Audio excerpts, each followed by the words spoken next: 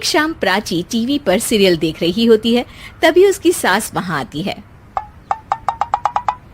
अरे सीरियल में तो ऐसे मग्न है जैसे आज रात का खाना पड़ोसी आकर बनाएंगे।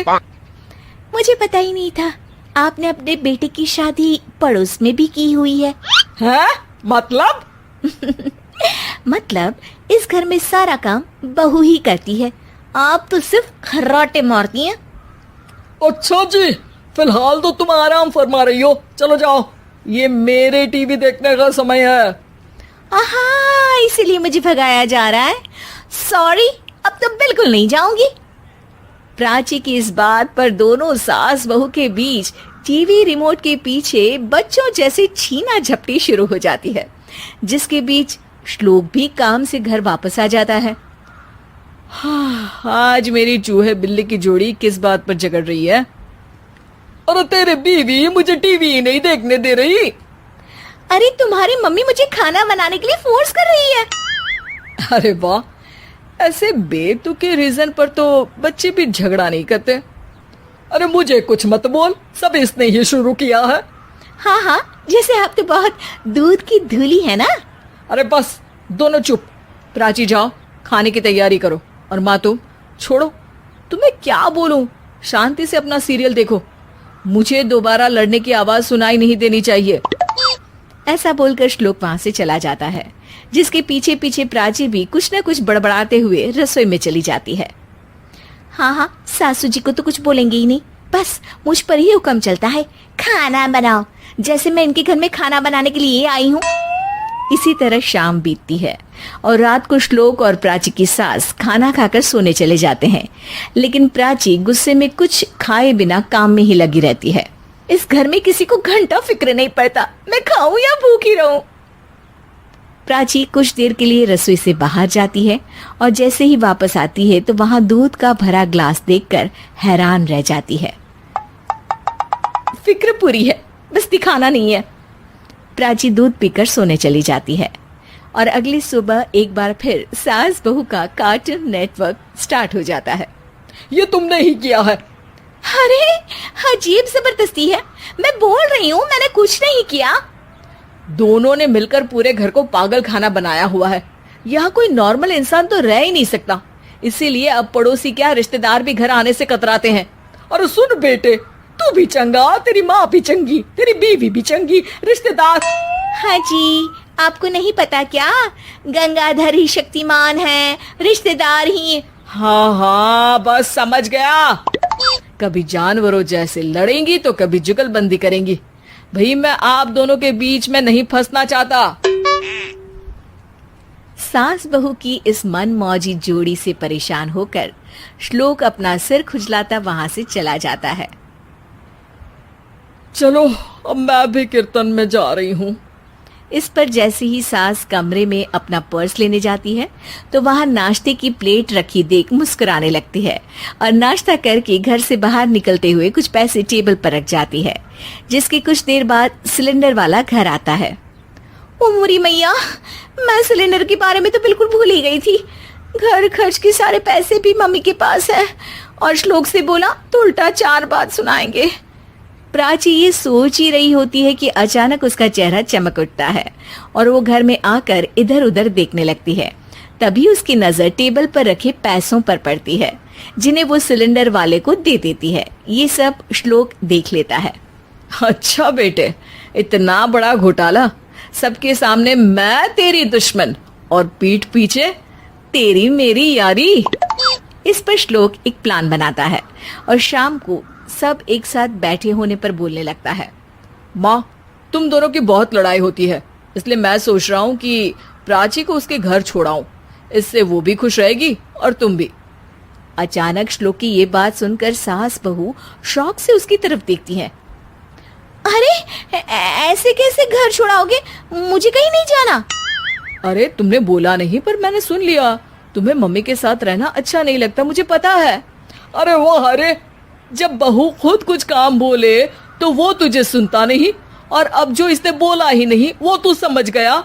जब उसे नहीं जाना तो फिर जबरदस्ती क्यों कर रहा है? अच्छा, फिर आपको मौसी के घर छोड़ाता हूँ, बस अब आप दोनों एक घर में एक छत के नीचे नहीं रह सकती।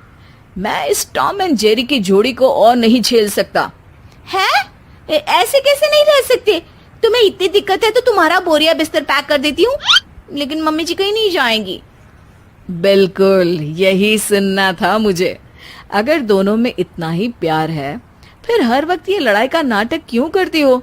देखा मैंने कैसे माँ किचन में दूध रखती है और तुम उनके लिए कमरे में नाश्ता रखती हो, और कैसे वो पहले ही तुम्हारी दिक्कत समझकर घर में पैसे रखकर बाहर जाती है।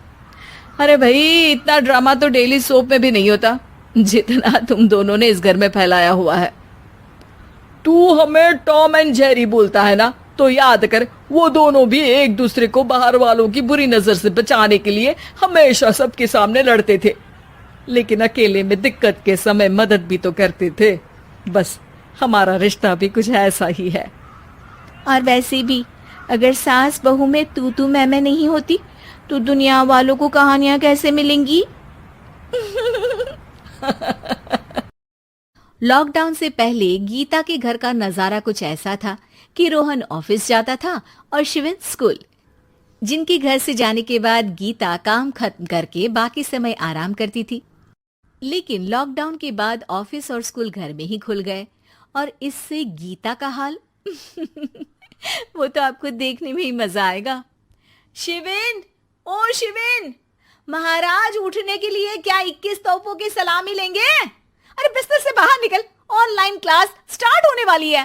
अरे तुम भी हद करती हो, स्पीकर की तरह चिल्लाने की क्या जरूरत है? दिख नहीं रहा मेरी कॉन्फ्रेंस चल रही है। अब कैमरा और स्पीकर ऑन कर रहा हूं, मुझे कोई शोर नहीं चाहिए। इस पर जैसे ही रोहन लैपटॉप का कैमरा और स्पीकर ऑन करता है तभी कुकर की सीटी बजती है। करा लो अब इसे चुप। लॉकडाउन नहीं हुआ, मेरी मौत का फरमान जारी हो गया। दोनों बाप बेटे ने नाक में दम किया हुआ है। ऐसा बोलकर गीता वहां से शिविन के कमरे में पहुंच जाती है, जहां शिविन अभी भी सो रहा होता है। ओ आलसी, अब अगर 5 मिनट में नहीं उठाना तो आज तेरा गेम और यूट्यूब कैंसिल। माँ की बात सुनकर शिविन बिना 1 मिनट गंवाए उठ खड़ा होता है। उठ गया, अभी नागर भी आता हूँ। ये नाटक कहीं और, मुंह पर गीला कपड़ा मार और पढ़ने बैठ।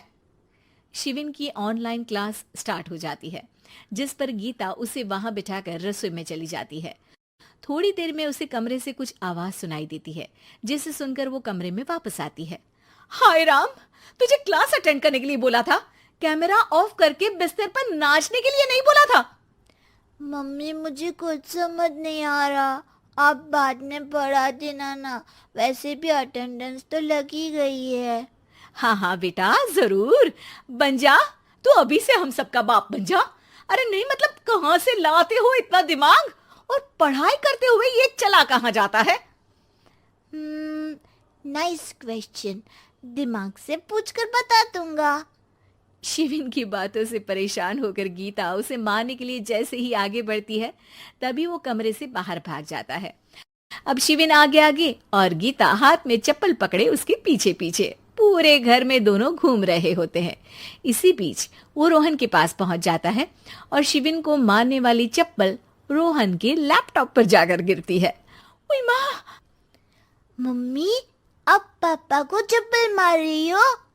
वो आज तक के रिपोर्टर, चुपचाप जाकर क्लास अटेंड कर ले, नहीं तो अगली तेरे पीछे लगेगी। इस पर शिविन वहां से चला जाता है, जिसके बाद रोहन गीता से कहता है, इस सर्कस के लिए कुछ बोलना चाहोगी?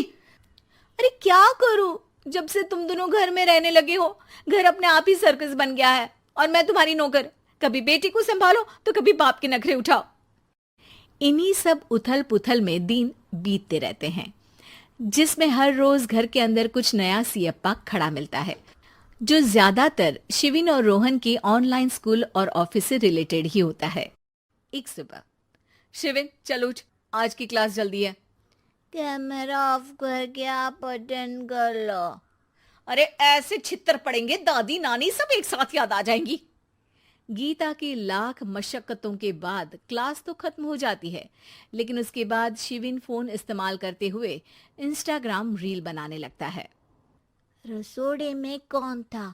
तुम थी, मैं थी, कौन था? हाँ, मैं गरीब हूँ, मैं गरीब हूँ। अरे ओ गरीब के बेटे, आजा, मैं बनाती हूँ तुझे गरीब। मैं बताती हूँ रसोड़ी में कौन था। पढ़ाई करने बोलो तो इनकी माँ मर जाती है, और ये पागलपंतियां जितनी मर्जी करा लो। गीता शिविन को डांट रही होती है, तभी रोहन बीच में बोल पड़ता है। अरे बच्चा ही तो है, इतना गुस्सा क्यों कर रही हो?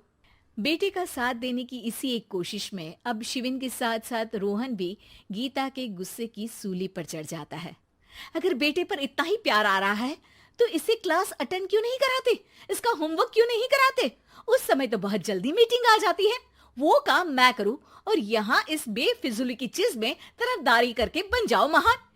हे भगवान, कोई तो इनके ऑफिस और स्कूल खुलवाओ, मैं इन्हें और घर में नहीं सह सकती। अरे कुछ और मांग लेती, क्योंकि तुम्हारी ये विश इस साल तो पूरी होने से रही, कोरोना। हाय, नास पीटे ने जिंदगी ही बर्बाद कर दी। खाए कोई पचाए कोई, कल मुझे चुन चुन कर सबको मेरी बद्दुआ लगेगी। उन्होंने दुनिया का और इन बाप बेटे दोनों ने मेरा जीना मुश्किल कर दिया। गीता वहां से चली जाती है, जिसके बाद रोहन शिविन से कहता है, अरे तुम्हारी मम्मी इतनी भड़की हुई क्यों है? आपकी वजह से पूरा समय घर में रहते हो और उस पर कोई काम कराने की जगह बस ऑर्डर देते रहते हो। अच्छा बेटे, सारा इल्जाम मुझ पर? पूरा दिन तो वो तुम पर ही चिल्लाती है। हाँ, मतलब दोनों का 50-50 है, कुछ करना पड़ेगा। वो कहते ना, make the best out of worst. I have an idea. वैसे तुम्हारी माँ सही कहती है, बहुत जुबान चलाने लगे हो, कम बोला करो। अगली सुबह रोहन और शिविन अपनी गलती को सुधारने के लिए गीता के उठने से पहले घर का आधा काम खत्म कर देते हैं, जिसे देखकर गीता खुश हो जाती है और फिर बाकी बचा काम वो तीनों मिलकर पूरा कर लेते हैं। जिसके बाद अब वो सब मिल बांट कर हर काम में एक दूसरे की मदद करते हुए लॉकडाउन का मजा लेने लगते हैं।